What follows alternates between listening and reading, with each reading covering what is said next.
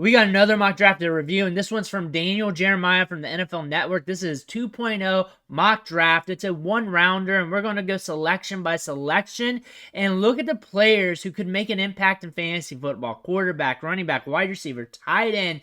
To see how those landing spots could impact dynasty redraft for the future in fantasy. Also, we're going to cover the other picks so you can see what your team's doing in this mock draft. But let me know if this mock draft's any good, if you agree with it or not, in the comments below. Also, hit that subscribe button because I'm going to help you out with your fantasy leagues, your dynasty fantasy leagues, and everything else. But his first selection off the board right now, Caleb Williams, and what a shocker. He is the first pick off the board in 99% of the mock drafts, especially 99% of the big media mock drafts.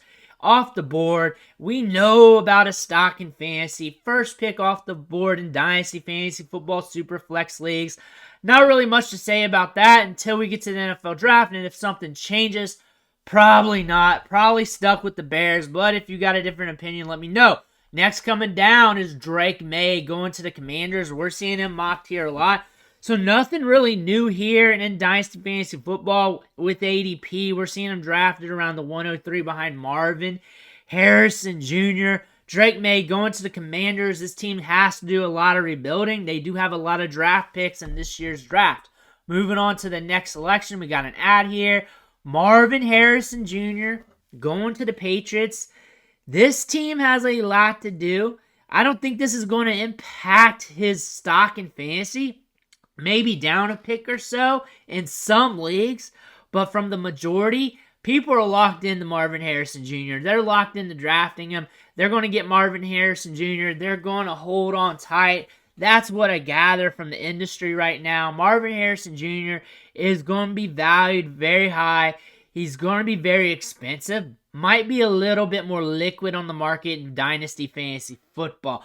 For the Patriots, I know you're watching this video to see my take on this. I think they should go quarterback here. I think this is a blown pick by Daniel Jeremiah. I think he's just messing around for clicks. I don't think we're going to have a great mock draft just from the indicator of the third pick here. I've looked through this mock draft, kind of forgotten about it, kind of had a busy day.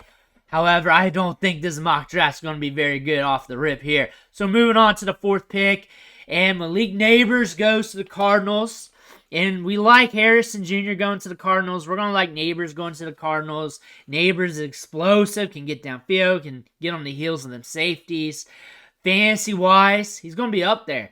And he's in the debate with Marvin Harrison Jr. already. That's just going to push that debate even more. I guarantee you, if this happens, probably won't. If that happens, it's just going to be a huge debate. Marvin Harrison Jr. versus Nabers. Maybe I do want that to happen because I want to see the whole fantasy football industry on fire. But that being said, good spot for him, and he's going to be in a good spot no matter where he goes. I would like it best if he goes to the Chargers, but I think they should go Brock Bowers. But Chargers go Joe Alt. NFL-wise, not a horrible pick. I think Alt's got a lot of upside for the position. I think you're going to be locked down there at offensive tackle for a long time, and I think this team is really thinking about him right now. Him, Brock Bowers, and Nabers, those are the three names. Those are the three guys we're looking at. I think Brock Bowers might be the pick here, but I don't know. Nobody knows. But what do you think the Chargers are going to do with this selection, especially with Nabers off the board? Is it Bowers or is it Alt? Moving on to the next pick, going down to pick 6, and the Giants select Jaden Daniels. They're getting an upgrade at the quarterback position. We have a lot of wide receiver talent there in a way that's a little bit different. A lot of slot receivers. We got Jalen Hyatt that can stretch the field. We got some guys there that's developing. We got a deep wide receiver class this year, so in the second and third rounds, you can get some more talent. Saquon Barkley's more than likely gone. You're going to have to rebuild the running back class. Jaden Daniels was considered one of the top quarterbacks in this year's draft. For fantasy purposes, do you want him with the Giants? Do you like this selection? All in all, when I think about the actual NFL draft, I think there's a good opportunity and there's a good chance that the Giants trade down out of this pick and accumulate picks. They got a lot of work to do.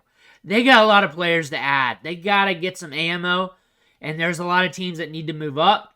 But the fact that Jaden Daniels fell to 6, they got to make this pick. They got to get a new quarterback. In real life, it's not happening. It's not realistic. This is a bad mock draft from Daniel Jeremiah. He's not really the greatest analyst either. But again, Jay Daniels still going to hold value in Dynasty Fantasy Football due to him being a quarterback. Titans go offensive tackle, locking that down. Falcons go quarterback J.J. McCarthy, and he's been getting a lot of buzz right now. And you got to have that fourth quarterback in the draft to get that buzz, to really get some talk and get those clicks on your mock drafts and your articles. J.J. McCarthy does not have a lot of experience, but he does rip the ball. He can sling it. He can sling it with accuracy. It's just on a small sample. And that sample isn't the grandest sample, too, because it's a lot of Big Ten football as well. Him going to the Falcons, though, because we got some pieces there. We got Bijan Robinson. We got Drake London. And that guy named Kyle Pitts. So if he transitions, if he taps into his upside, that's a great place to do it. That's a great place to do it. Him going to the Falcons, I think that's a great landing spot for him, and that could allow him, if he develops, to really tap into his upside and be a grand quarterback, and he's going to hold value in fantasy, especially in Dynasty. Mid-round selection-ish. Mid-rounder. They're not going to go over the moon due to his prospect profile, but top 10 pick, great landing spot. He's going to get some buzz. Now we got Odunze going to the Bears. Paired with Caleb Williams. We've seen this a lot in mock drafts. Them getting him a wide receiver. There's a lot of offensive line on the board. There's a lot of defense on the board. And wide receivers very deep. I don't know if the Bears are going to do this. Might be wise to trade back. I bet you the Bears move around with this pick somehow, some way. Either up or back. Up or back. I imagine something's going to happen here. Odunze is a great wide receiver prospect. He can get downfield. Him and DJ Moore is going to be a good marriage. In Dynasty rookie drafts, look for him to be like a mid-round selection, but I'm still going to gobble him up at that price tag. I'm looking for these wide receivers to be more long-term assets. I'm not expecting them to hit week 1 of the NFL season anyways. So that being said, I'll take Odunze here. I'm fine with it. I'm great with it. And if Caleb Williams hits, you know Odunze is going to hit. Moving on down, Jets go tackle, and they're taking tackle in a lot of drafts. Different tackles in a lot of mock drafts, but they're going tackle. And I think that could sure things up, especially for Aaron Rodgers. 11 pick, Vikings go edge. No Bo Nix for these guys. Broncos, we lose him. There it is. We lost the pick. It jumped out on us, and they go edge as well. No quarterback, no Penix, nothing like that. Must be going in the second round for that pick. Cornerback for the Raiders. Getting kind of boring here. Offensive tackle for the Saints. Let me know what you think your team's doing here. Cornerback for the Colts with Nate Wiggins. Murphy going to Seattle, the defensive tackle. 17th pick, Mitchell, who had a great Senior Bowl, going to the Jaguars. Going to the 18th pick here, Brock Bowers to the Bengals. The thing about this pick, I'm talking real NFL right now. The thing about this pick with Brock Bowers, I do not see it happening unless he comes into the combine, does not live up to expectations, and weighs light in the pants. I'm talking like 228 pounds, 230, 235, something like that. If he weighs light in the pants, which I'm not forecasting, I'm just saying, hey, for him to fall this far, something's got to happen to go to the Bengals. Bengals need to trade up to make this happen. He is drafting for fits for this draft, which means it's not a real mock draft. He's just putting players with fits. So why not have a list of players or a list of teams and the best fits? I don't know.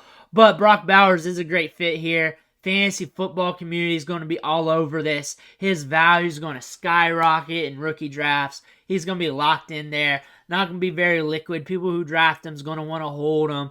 He's going to be submitted in concrete, especially for that tight end FOMO fantasy gamers get for these players. And I think this is a great selection for the Bengals. I just don't think it's going to happen. I would love it for him to go to the Bengals. I like Brock Bowers, and I think the Bengals can be very interesting. And the AFC's funner when the Bengals are good. That being said, Brock Bowers to the Bengals, I'm game with it. I just don't think it's real.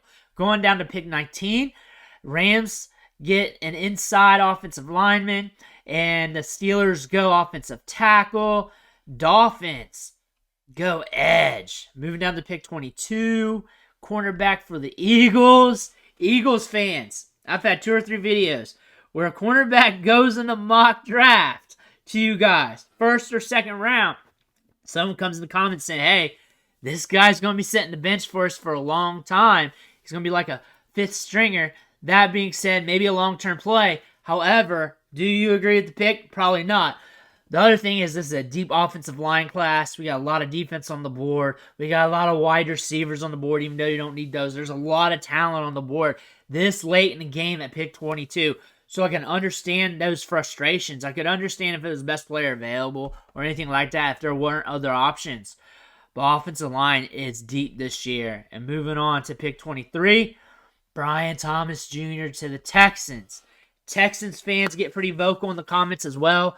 And I can understand with that because, you know what? They got some weird picks going to the Texans in a lot of these mock drafts.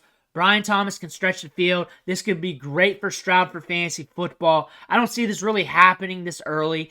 There's a lot of talent at wide receiver. They can pick wide receiver later at a cheaper cost when the value's right, considering what's left on the board. Brian Thomas isn't a realistic pick here. That lets me know Jeremiah likes him.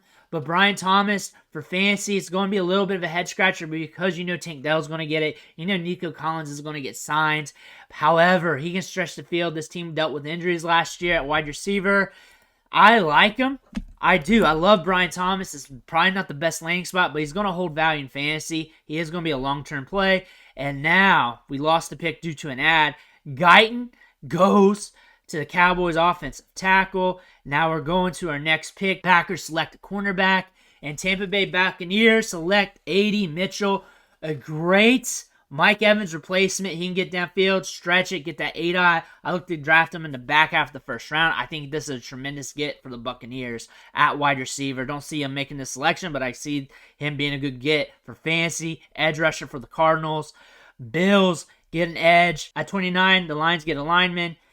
At 30, the Ravens get a tackle. Niners get a lineman. And then at 32, Troy Franklin to the Chiefs. That is the chef's kiss pick there. Smart route runner, can get downfield. Chiefs fans are going to love it. Fantasy football aficionados are going to love it. But let me know what you think in the comments below. Make sure you hit that subscribe button on the way out. I want to thank you for watching. Catch you on the next video.